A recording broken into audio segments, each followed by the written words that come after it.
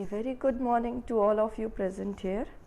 मैं प्रिया मल्होत्रा आप सबका स्वागत करती हूँ देव राइट वे एजुकेशन में। आज मैं आप लोगों के लिए एक और खुशखबरी लेके आई हूँ। वो है CDS 2 2020 का जो है नोटिफिकेशन आ चुका है। इसके रिगार्डिंग मैं डिटेल्स आपसे डिस्कस करने वाली हूँ। क्या एज लिमिट रहने वाली है, क्या एजुकेशनल क्वालिफिकेशन है और क्या इसकी कट ऑफ रहने वाली है। इसके अंदर आप लोग IMA, military academy, OTA, INA, AFA और ये सारी चीज़ें जो हैं ज्वाइन कर सकते हैं। यानी आपके अंदर अगर डिफेंस फोर्सेस को ज्वाइन करने का जज्बा है तो आप लोगों के लिए एक बहुत अच्छी अपॉर्चुनिटीज़ आ गई है।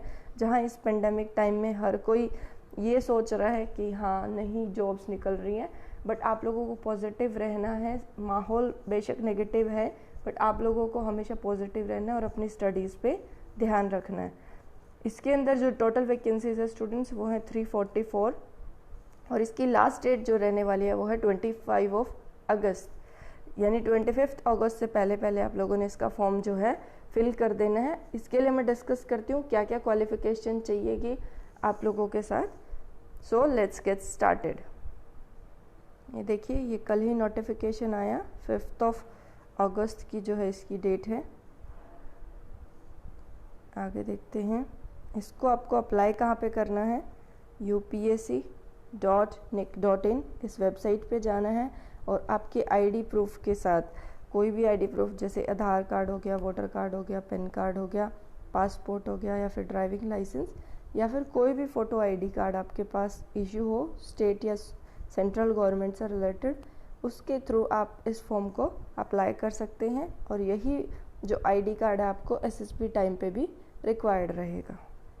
आगे चलते हैं और क्या क्या चाहिएगा। ये देखिए 25 अगस्त 2020 तक आप अप्लाई कर सकते हैं शाम 6 बजे तक। उससे पहले आप लोगों ने इसको अप्लाई कर देना है।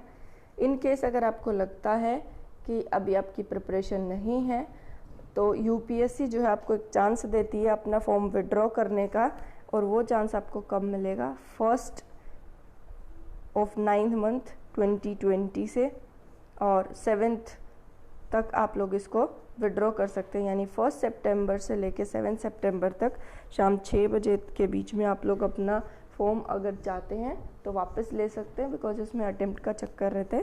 तो आप लोगों ने इसको ध्यान से देखना है, ठीक है।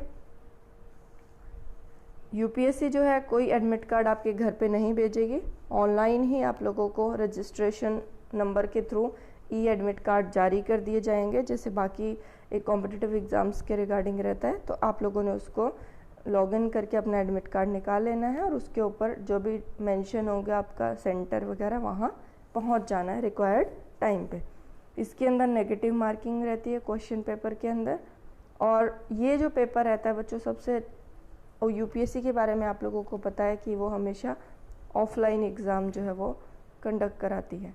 तो ऑनलाइन एग्ज़ाम नहीं होगा, ऑफलाइन होगा, यानी पेन पेपर मोड पे होगा, बट ये होगा MCQ फॉर्मेट में।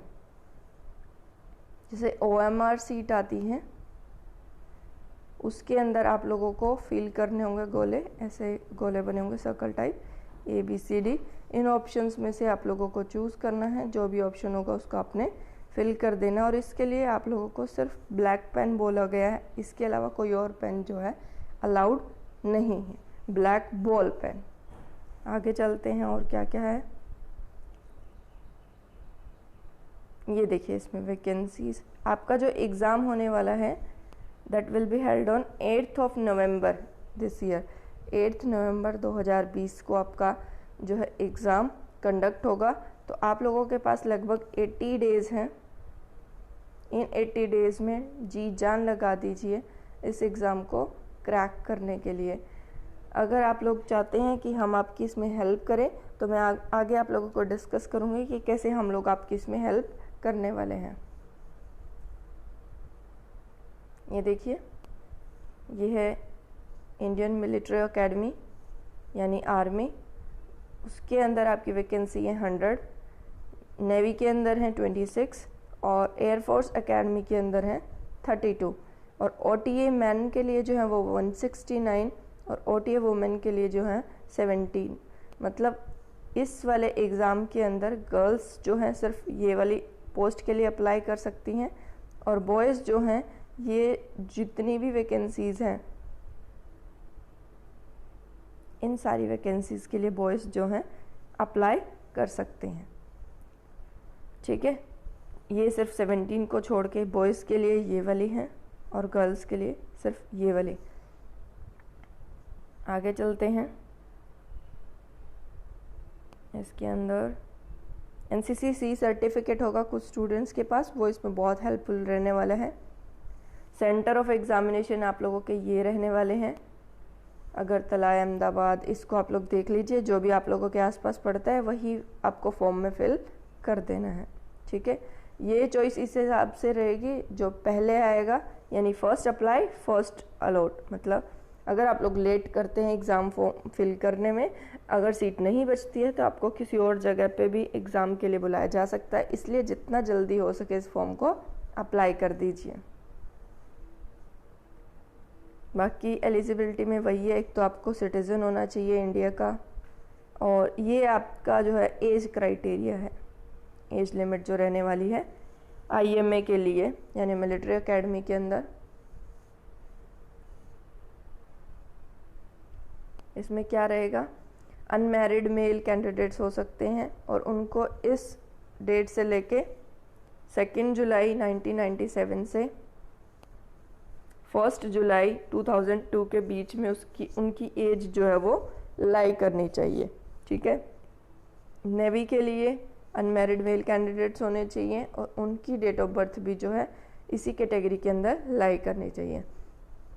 एयरफोर्स के लिए क्या है, 20 to 24 ईयर्स, और उसके लिए क्या कर सकते हैं, 2 जुलाई 1997 से 1 जुलाई 2001 तक आप लोग इसके अंदर अप्लाई कर सकते हैं, अगर आप लोगों की एज जो है इस लिमिट के अंदर एग्जिस्ट करती है।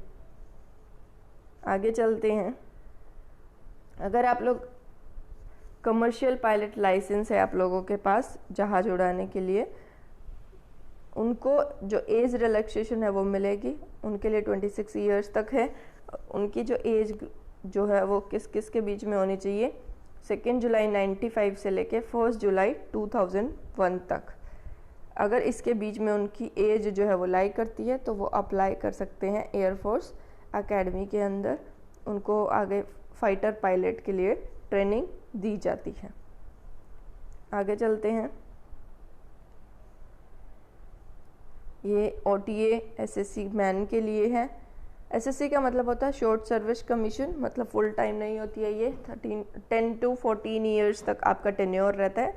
उसके बाद आप लोगों का एग्ज़ाम होता है। इन केस आप क्वालिफाई कर देते हैं तो आप लोग आगे कंटिन्यू कर सकते हैं, और उसमें भी कुछ टर्म्स एंड कंडीशन होती हैं। ये आप लोगों का फिर से वही क्राइटेरिया है सेम, और वुमेंस के लिए भी यही सेम।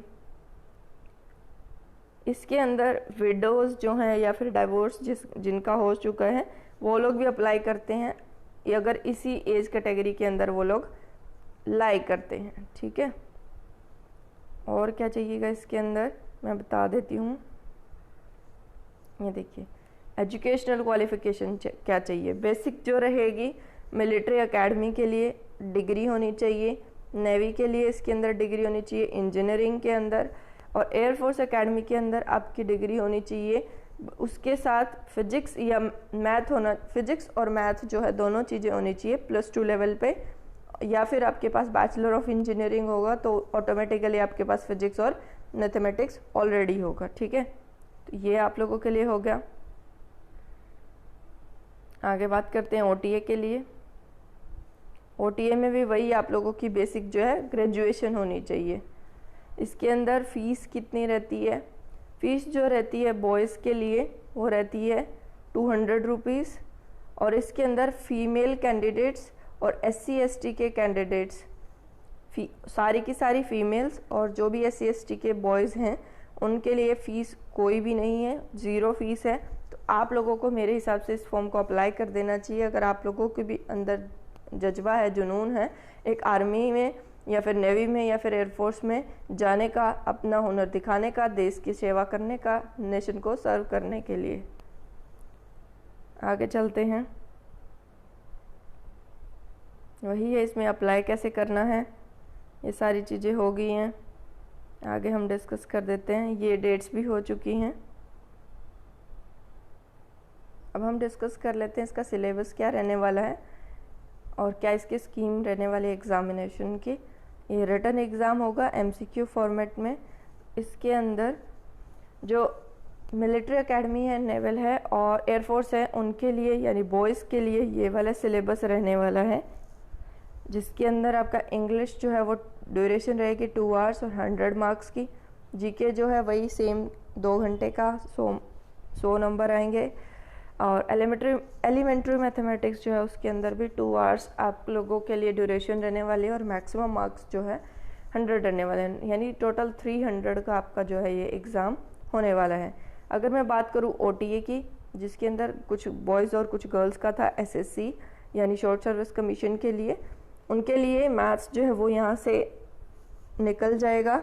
आप लोगों के पास सिर्फ इंग्लिश और जीके जो है वो आप लोगों ने स्टडी करना और ये 200 मार्क्स का आप लोगों के लिए होने वाला है इसका सिलेबस। और जो ये दूसरी बात है, ये आप लोगों के पास इसका मीडियम जो रहने वाला है वो हिंदी और इंग्लिश दोनों रहने वाला है।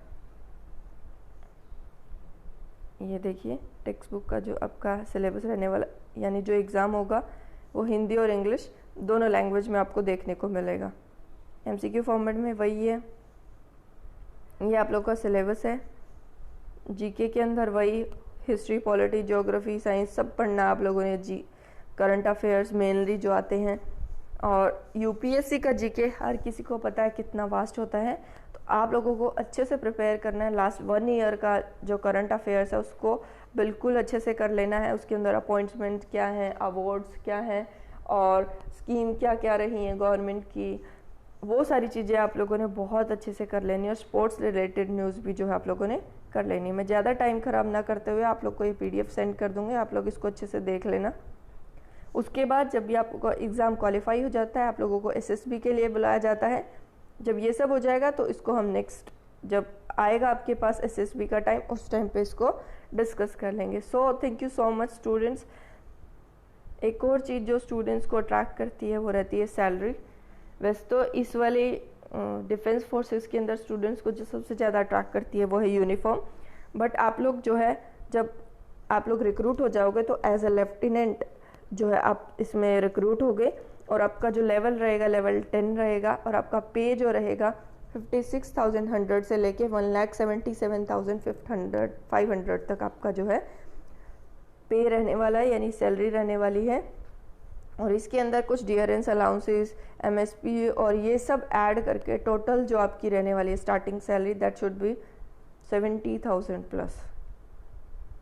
सो आप लोग इसको देख के भी अट्रैक्ट हो सकते हो। और इंडियन की जो डिफेंस फोर्सेस हैं उनके लिए तो आप लोग को पता ही है कितना जुनून और जुज्बा रहना चाहिए।